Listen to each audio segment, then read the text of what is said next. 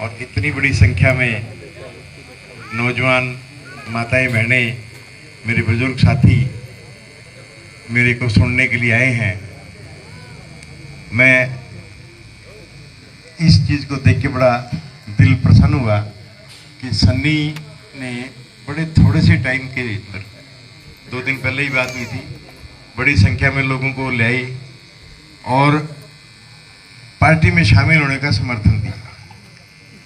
सबसे बड़ी बात ये कि सन्नी का पिछला जीवन कैसा गुजरा। उसने छात्र जीवन में छात्र राजनीति भी की।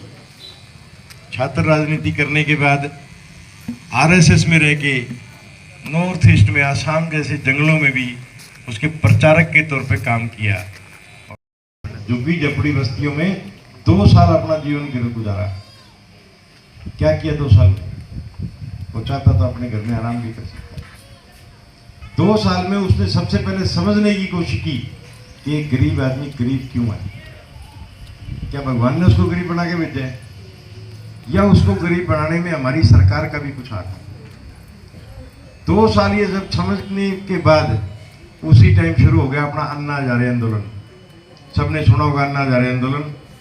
एक बहुत बड़ा आंदोलन था कांग्रेस के भ्रष्टाचार के खिलाफ। एक ऐसा आंदोलन जो दोबारा कभी नहीं होगा, पहले भी कभी नहीं हुआ, कि भ्रष्टाचार के खिलाफ पूरा हिंदुस्तान खड़ा हो गया था।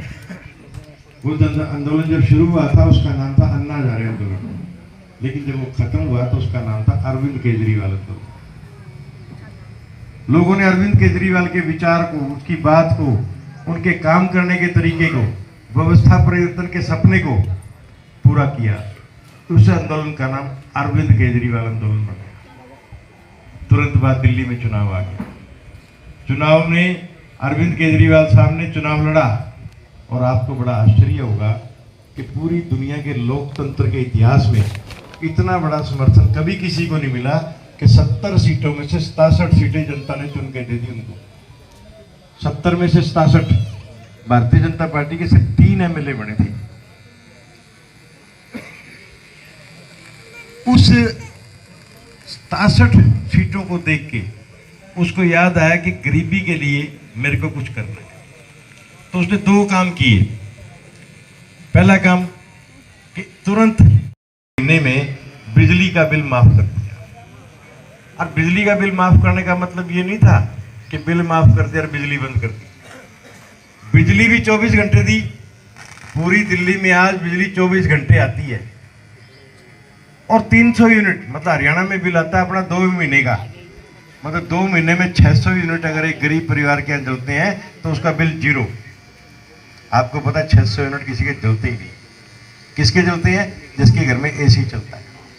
और जो एसी चलाने की हिम्मत रखता है वो बिल भी दे देगा। अरविंद केजरीवाल का टारगेट वो नहीं था, उसका टारगेट था गरीब आदमी को राहत देनी।